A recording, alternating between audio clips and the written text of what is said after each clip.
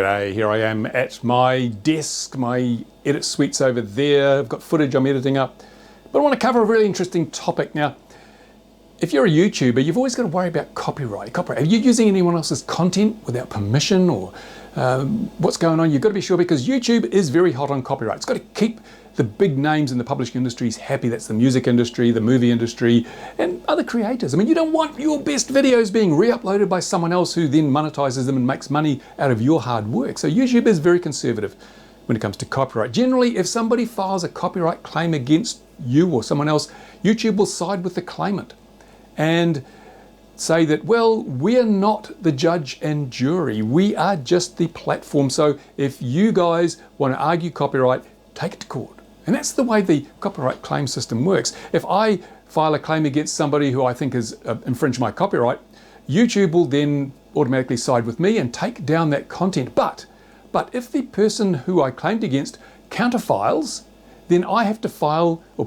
provide proof that I have filed an action with the court within, I think it's 10 days or something like that. Or YouTube will say, well, let's put it back up because obviously you're not serious. So it's a very convoluted and it's an annoying process. And YouTube says, we are not going near it. We don't want to have anything to do with it. It is a legal matter and we are not a legal judge and jury. Let the courts work it out. And if you're not prepared to take it to court, then we don't want to know. So that's the way it generally works. And that makes it very difficult for content creators, because if someone uploads your content and you file a copyright claim and they counterclaim, unless you actually spend the money to start a court action, your claim is dismissed in 10 days or whatever, and they can continue using your content. Now, not many content creators can afford the costs associated with filing a complaint or filing a copyright claim through the courts. It's a very expensive and cumbersome process. It gets even worse if the alleged offender is in one country and you're in another country. You have to file your claim in their country, or in California, I think it is. I think YouTube says that you must file the claim in a US court or something.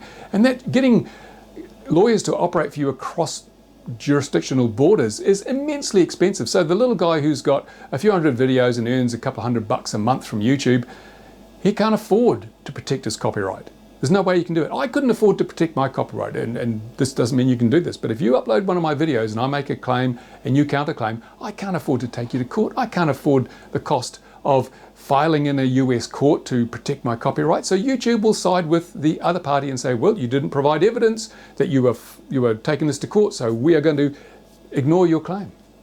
It's a very unfair system in many cases, but because the big people, Sony and Warner Brothers and all the big media companies, they've got that lawyers on staff. They'll just file a thing and there you go. So generally speaking, YouTube sides with them, and even if you file a counterclaim, it'll be dismissed anyway, because they know that they will take you to court. So the other day, I made a video in which I used someone else's footage. And normally when I do that, I ask permission first, because it's courtesy and it's good practice and it protects you from potential claims. But in this case, I didn't ask permission because I would not have got permission. And this was a video where I analyzed a piece of footage that people had said was fake. So I used my experience to look at the footage and give some clues as to whether it could be fake or it could be real. And I did that. And this was of the copter pack. It's kind of a backpack, flying backpack from people or persons in Australia. They put a video up. It's had 1.2 million views as of this morning. And my subscribers came to me and said, we think this is fake. We think this is a fake video. So I had a look at it and I came across and said, well, I can't be sure, but it certainly does have the hallmarks of a fake video, in my opinion. And we looked at it and things like the amount of dust that it kicked up, its kinetic properties as it moved through the air and so forth. It generally looked like this was not kosher.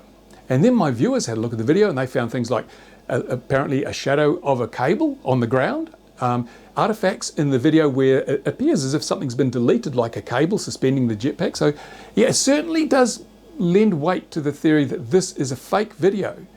And so when I included footage from that copter pack video, I was very careful. Now I've been on YouTube as a full-time creator for 10 years and for nearly 15 years as a YouTube content creator. And I've also been in the publishing industry for a very long time, probably 35 years. And during that time, I've published in magazines, I've written books, I've published a lot of online content, and a lot of the stuff I write is fairly contentious, a lot of opinion pieces, and you've got to be very careful that you don't overstep the mark. There are things like defamation, trademark, and copyright to consider when you are doing this. Now, I walk very close to the line sometimes because it's essential. If you want to bring out information, facts, and provide people with an easy to understand picture of what's going on, sometimes you have to really push the boundaries. But I'm always very, very careful to stay on the right side of the law. In fact, I have had politicians here in New Zealand threaten me with defamation lawsuits. I've received letters saying that unless I issue an apology and a retraction, I will be sued for defamation. And my response was, bring it on. And their response was silence.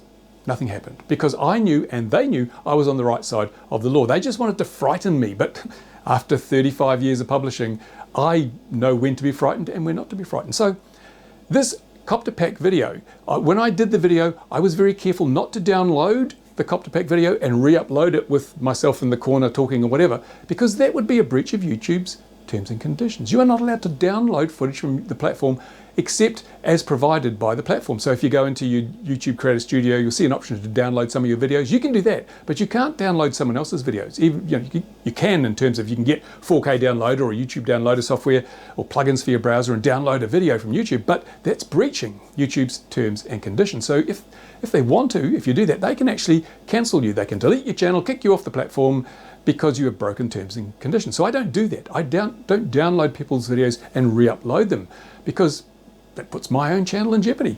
What I did do to cover my backside, I did a screen capture of me watching the video on YouTube. So there were the YouTube suggested videos down the side, there was the description and the name of the video. So it was just the normal viewing window and a desktop page of YouTube. So it was very clear that I wasn't downloading and re-uploading. I was simply capturing myself watching the video. And that's a very important way to protect yourself from copyright claims on YouTube. Because what's happened is, and I was pretty sure this would probably happen, my video threw into doubt the veracity of the copter pack video. And their response, if it was a genuine video, and I asked them to do this, if they could provide us with unedited footage with audio so we can see this thing flying without all the cinematic effects, I'd be very keen to see it. And I knew they wouldn't come back with that. What they did instead was they filed a takedown notice with YouTube. In fact, last night I got an email saying, we have received a takedown notice against this video, your analysis of the jetpack video, or the copter pack video. So I thought, oh, that's interesting. Then I read on and it said, but we're not going to do anything because we believe it's fair use. So how come I got away with it? How did I manage to do that? Because, as I say, normally YouTube just sides with the claimant because they have bots and AI that automatically process these things, and unless there's some really extenuating circumstances, they'll just say claimant wins. If you've got a problem, just file a counterclaim. But that process was sidestepped with my video. How did I sidestep the process? Well, when you have frame for frame identical video on your video and the one that you are commenting on or reacting to or whatever, then the bots will look at both videos, and if they spot exactly duplicate frames over more than just a few frames, like for just 2, 3, 4, 5 seconds even, they will say, a re-upload, and they will automatically flag your video as not available, and you will have to counterclaim if you want to get it back, right? So what I did was use the screen capture, which means none of the frames in my video are frame for frame compatible to any extent with the video that is claiming I've re-uploaded. So that means that instead of the AI systems making the decision, which would always be in favor of the claimant, what the AI systems did was they passed it on to a human review team. And the human review team then had to look at the video. And of course, it was very obvious right from the get-go, looking at my video, it was not a re-upload, as claimed by the copter pack people. It was a reaction video, it was an analysis video. It was something where I used their footage solely to demonstrate the points I was making. And that's covered by fair use, fair dealing, very, very clearly. So that's why YouTube, in this case, unlike many, many other cases, decided, well, we will be judged in this case, because it's so blatantly, obviously fair use that even we can see that. So they said, don't worry, Mr. Simpson, your video is safe. We're not going to take it down, and carry on business as usual. That's one way you should always deal with things when it comes to copyright on YouTube. Always, if you're going to do a reaction video, make people see, obviously, that you haven't done the download and re-upload, that you're reacting to the video, and it's in context on the YouTube desktop screen. There you go, simple as. That's what I'd suggest to you. Now, where do we go from here? What's going to happen? Now, of course, obviously, Matthew Lipsky, the guy that uploaded the copter pack video, he could take me to court. He could take me to court, file a copyright claim in court. But let's be honest, if YouTube can see this as fair use, I think there is probably no court on the planet would not agree with them. And if you looked at the video, you'll see it's obviously a case of fair use where I'm using this for review or critiquing purposes. And so if he wants to waste his money, go for it. I'd be happy to see him in a courtroom if it gets that far, but I don't think it will. And one has to ask, well, why did he do this? What's the reason for this? I can't understand it. Well, the reason is not because I'm stealing views from his video. In fact, my video is channeling views through to his channel. When I put my review or my critique video up, he had, I think, 700,000 views, and this morning 1.2 million. So obviously I'm not stealing any views. Mine's only had 7,000 views. I'm not stealing views. So it's not a case of him thinking, oh, I'm losing money from AdSense because this guy's put my footage up on his video on his channel. No, it's because perhaps there are some unfortunate facts contained in my video that they don't want people to know about. And so that really begs for the Streisand effect, doesn't it? When you try and hush something up by having it deleted, that tends to create a lot more noise than if you just left it in the corner. I mean, 7,000 views, that's nothing in the YouTube world. But now I wonder how many people are going to hear about this video and what's happened here and go, well, maybe we should take a look at that video where XJet analyzes the copter pack footage and finds some flaws in it. Who knows? Anyway, that was my rainy day video because there's no flying today. It's wet, drizzly, hot, cold and horrible outside, but I will have some flying video up fairly shortly because I've still got some from Thursday when Ash was out with his sport jets. All good fun. In the meantime, thank you for watching. Now, as I say, this isn't core to my channel, but I do videos about YouTube and other things from time to time. So if you're interested, you can look to my back catalogue. If this is the first of my videos you've seen, have a look through the back catalogue. You'll find some stuff like that. Why are there so many ads on YouTube? That's been a very popular video. So I do some YouTube specific stuff. It's not my core. Might not be worth you subscribing to me for that. I don't know.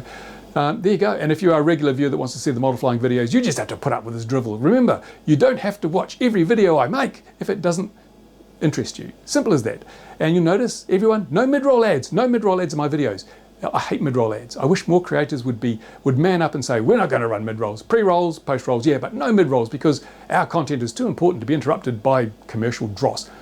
Most content creators these days don't do that. They basically are saying, my content's so crap, I'll litter it with ads and no one will notice.